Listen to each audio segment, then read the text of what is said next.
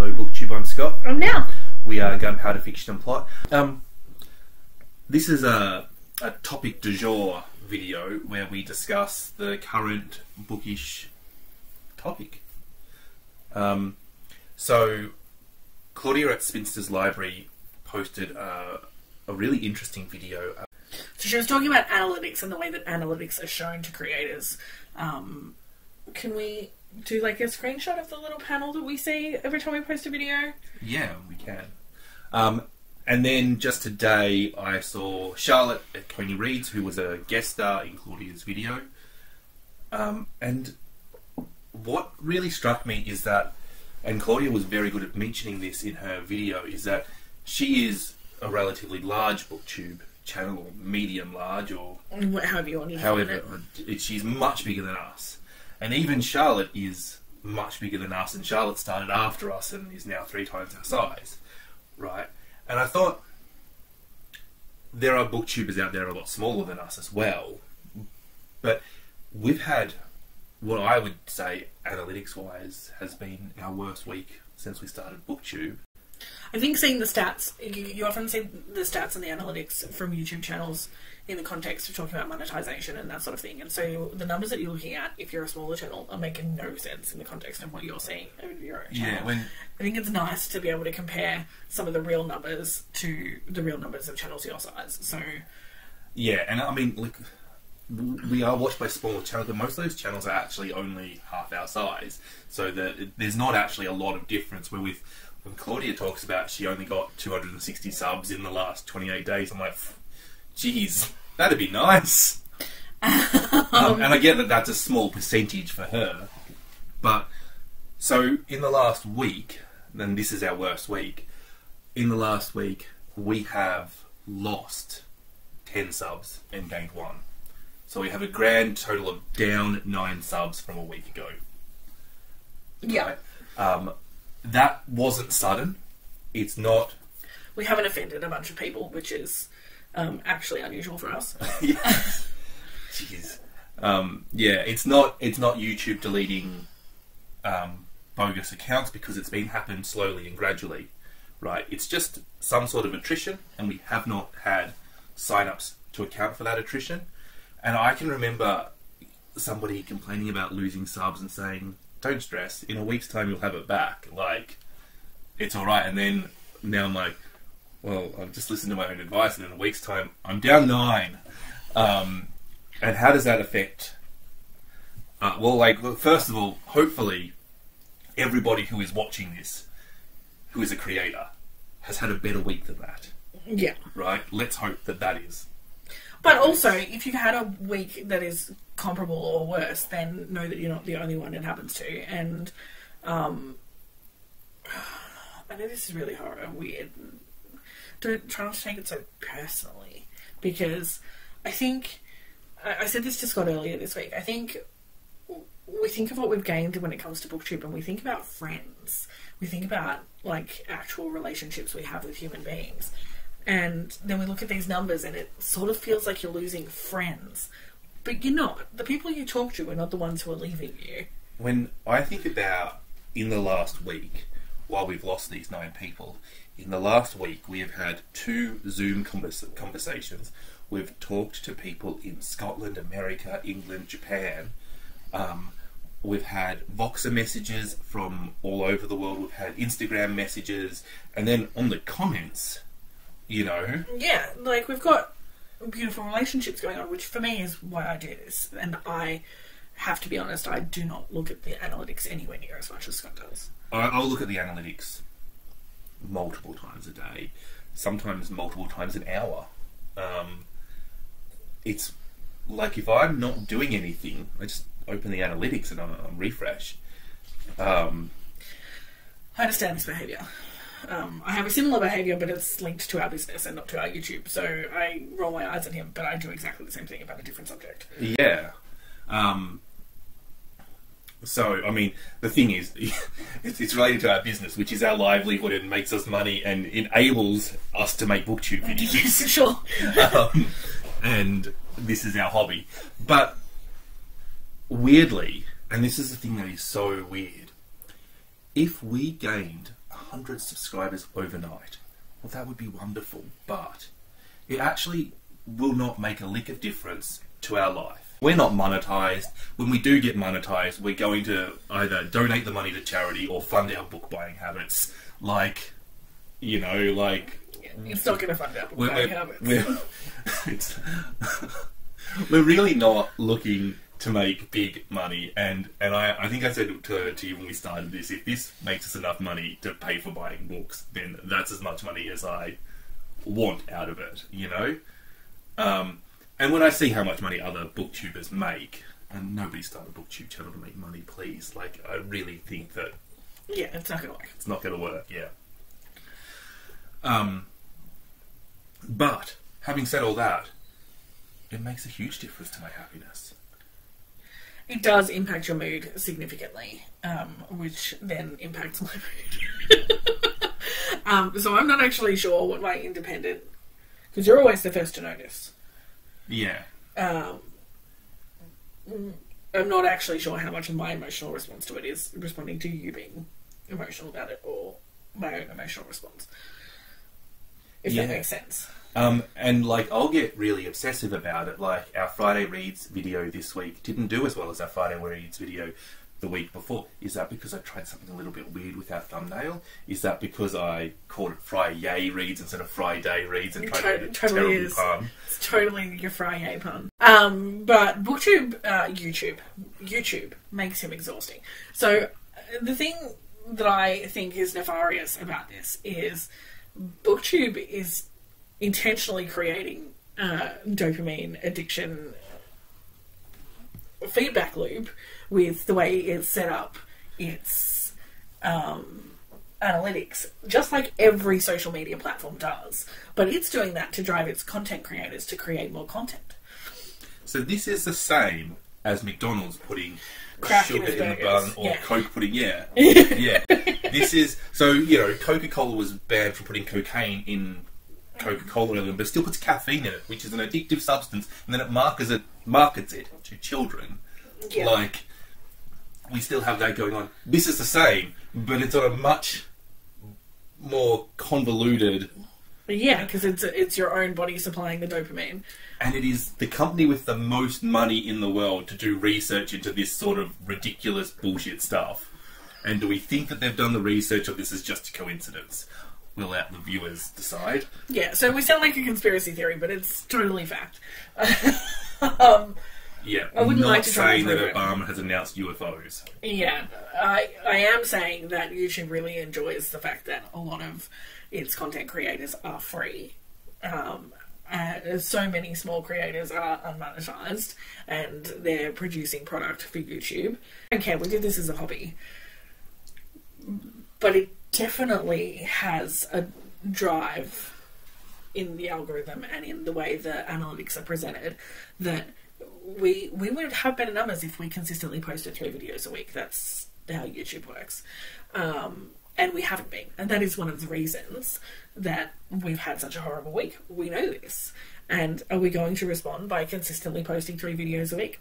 Probably, because that will make my husband happy. But here's the thing. One of the things that we are doing in the background is we are trying to make one video every so often that we are, like, I'm kind of calling it the effort video, right? Something that's a bit more than a Friday Reads. Yeah, we want easy videos, and then we want to do a really good video, right? And we would hope that that video gets better views, but we don't know if it will. And for me personally, I enjoy the creative aspect of making the video, and I enjoy the social aspect of talking to my husband about books, and the social aspect of posting it and talking to my bookish friends on booktube about the results. I'm not too stressed about the numbers, but once you start looking at them, they are a bit grabby. They totally are. And yeah.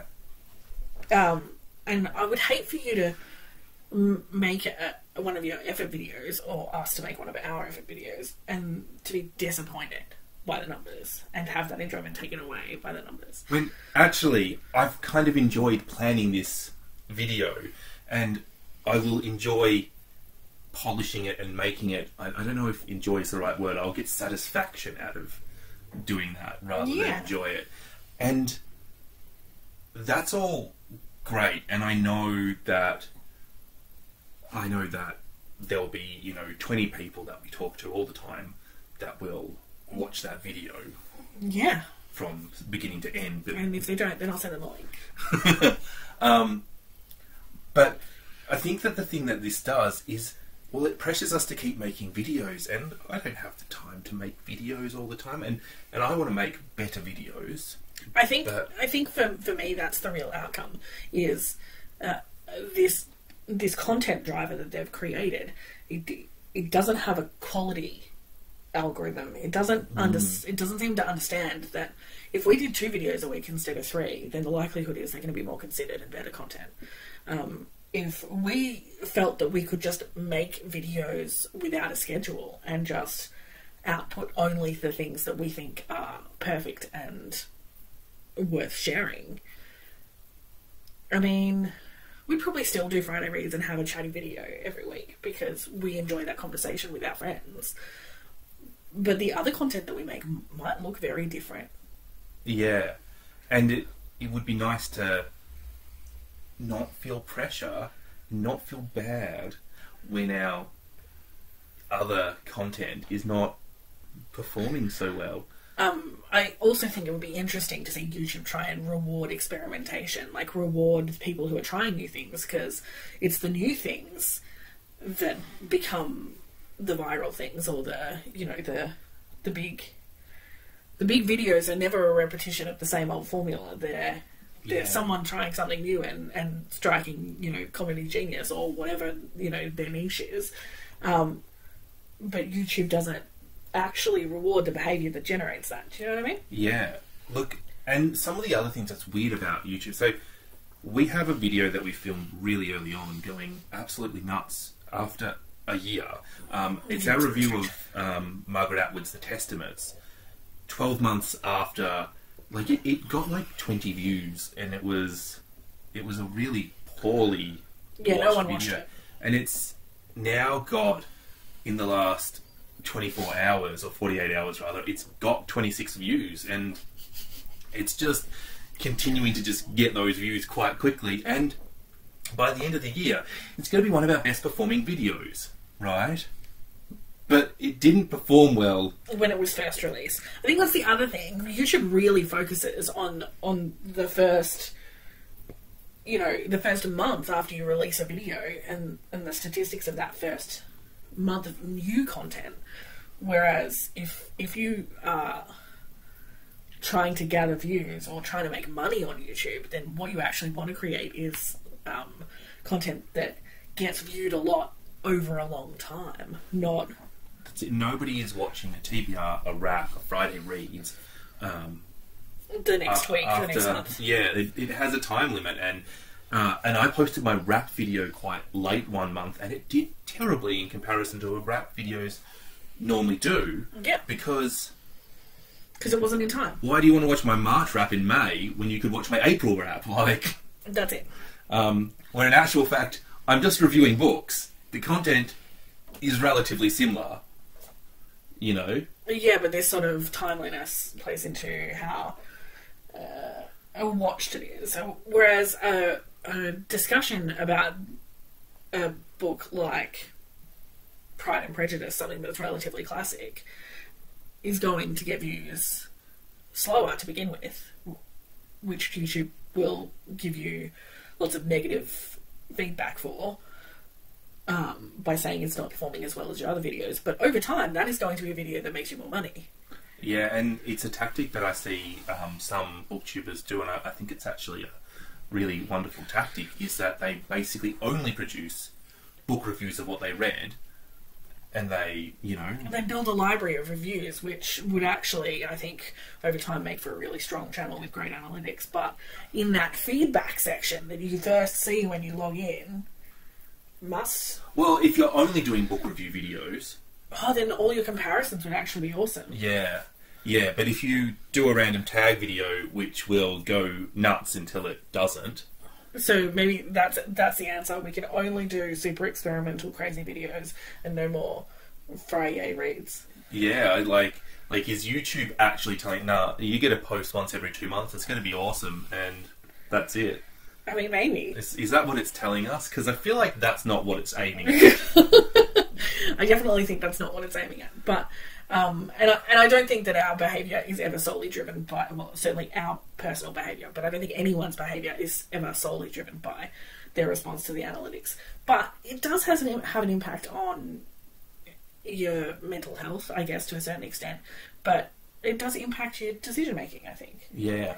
I want to share a couple of other analytics that we have that have been doing poorly, so that other people, if their channel is doing poorly, they can feel a little bit better. Every month since December last year, so that is 6 months in a row, so not including December. December was the highest month we had for watch time minutes. It's the highest month we had for views. And both those metrics have every month declined since there. On the 28-day cycle, they have been negative arrows for 6 months, almost 6 months in a row, no days. What actually happened earlier this week was that our view count got a green arrow over 28 days for the first time this week, which is hopefully the little ray of light that our channel will turn around. But all of those things sort of say, warning, channel dying, but we get lots of likes, we get lots of good, great engagement. I don't think it is channel dying, but YouTube's trying to make you feel that way. It does feel that way, and what am I going to do to fix that? And, well, you know, actually talking about this, it just makes me want to flip the bird to YouTube and go, no, I'm going to do what I'm going to do, and people will like it or not, which is actually really healthy in what I want to do, but... Yeah. Good, and I'm glad we made this video. It's been quite cathartic. Yeah. I definitely think that there is the potential for you to end up like chasing your tail down this rabbit hole of what do they really like and what can I do to give them what they want, and is my thumbnail right, and did I put enough makeup on, and can they smell my BO through the camera? And you're never going to get the miraculous formula of YouTube success. It doesn't exist. If it did exist, then there'd be a lot more rich people. Well, the thing is, once somebody cracks the algorithm and somebody copies what that person is doing... Then YouTube changes the algorithm. Then the algorithm doesn't work because too many people are doing that. Exactly. Yeah. A lot of people will complain that booktube is YA dominated. I think that that's getting less and less true as it gets... Certainly our experience of booktube is not YA dominated because we don't subscribe to people who only read YA. We just don't. And so we're not in those social circles. And so when we see people in the comments and we chase them down, they're also people who watch YouTubers who don't predominantly read YA. Yeah. Even booktubers we follow that read YA also read what we read, and that's fine. But I think that there's that attitude in booktube that booktube is made for YA people, and such an old attitude. All those YA creators that you're complaining about, they've all grown up and they're reading adult now, and there is a new crowd reading YA, and it still exists, but... Yeah, exactly. Stop being so old. Yeah. Yeah. It's this idea that only young people watch YouTube. Bullshit. Yeah, I mean, young people watch TikTok. Yeah. True that. My dad watches YouTube. You know what I mean? Yeah. YouTube is now what the people who are yelling at you to get off their grass watch. Exactly. That is what happens. So there is a non-YA audience there for sure. And I'm starting to look at impressions and click-through rates and stuff for videos, and you know, one of our latest videos is where to start with literary fiction, and it's got a fantastic click-through rate, and I'm like, go on, go viral. I love our idea of what viral is too, versus like the realities of we don't actually want anything to go viral. Get to 200 views. Yeah. But some people will go, 200 views, I wish I could get to 30 views, you know? Yeah. And everybody's different. What I do want to say is the analytic that YouTube pushes you towards is views, right? And it's the dumbest analytic, because have you just ever just scrolled through your home screen, right? Just as you open it, and they just start they auto play. That's a view. Yeah. Right? And every time it auto previews, that's a view. And when you look at your watch time minutes, you look at the drop-off rate, that drop-off rate at 0.2 seconds is... It's just people scrolling by. And it's usually you're at 70% off the bat. Yeah. And then within the first 15 seconds, you're at 50%, and that is... People are a bit slower than you, yeah. Yeah, that's it. Like, these are not people that are actually... Nobody is clicking on you and then going, no. I mean, maybe they are, but... Oh, your face! Yeah. Which is my biggest fear, personally. So that's rubbish. And then the next one that it sort of pushes you towards is watch time minutes. But watch time minutes is really quite confusing because then you have to look at how long your videos are. Yeah. And then the longer your video, the less likely people are going to watch it to the end. So you can't look at watch time percentage. And then your views are all a mess because half of them are Not random. Real. Yeah. Yeah, and I was thinking... I think that we know when we've done good work. And we don't need YouTube to tell us. Yeah. That's my opinion. That's it. So, maybe it would be better if YouTube just... I definitely think that it should be more customizable. You should be able to change the dashboard so that you can see what you want to see, not what YouTube tells you want to see. I also think, if we're doing so bad, YouTube, why don't you give us a fucking boost? Like, better. Don't put the emphasis back on us. You're the bloody multi-billion-dollar company. Yeah, but then it just has to... I don't know how that would work mathematically. Like, I'm just saying. Yeah, I'm just... Oh. You're ranting now. A little bit. But as a manager, what you would do is, if you had somebody was doing badly, you might try and build their confidence up, or... Yeah, or you might sack them. Well, is that what YouTube's trying to do, sack us? Maybe. Anyway, this video has gone on. I would like to know from you, are you a creator? Do you look at the analytics? And if you're not a creator, do you look at like subscriber counts when you... Like, I'd be really interested to know if you look at a video and they've only got 10 subscribers to their channel. Does that impact whether you watch the whole video or not? I think that would be interesting. It absolutely impacts it for me. Does it? Yeah, if they've only got 10 subscribers, are we much more tolerant with them? We'll look at how many videos they've created. Yeah, for sure. And usually if they've got 10, this is their first video or their second video. And if they're a newer booktuber, I'll be much more tolerant with... What about outside of booktube? Like, what about any YouTubers? Oh, you're right, because inside booktube, one of the things that I'm looking to do is community. Make friends and be part of a community. Where with outside booktube, if I'm watching, say, something about science, it doesn't matter. Yeah, I don't look, but most of the things that I look at outside of booktube are dog videos and elephant videos. So you won't even look. If I'm thinking about subscribing to a channel, it's really about whether the content was any good. The content is any good, and if it's not a booktube channel, I will have to watch considerably more of it before I subscribe. Yeah. Interesting. What do you think?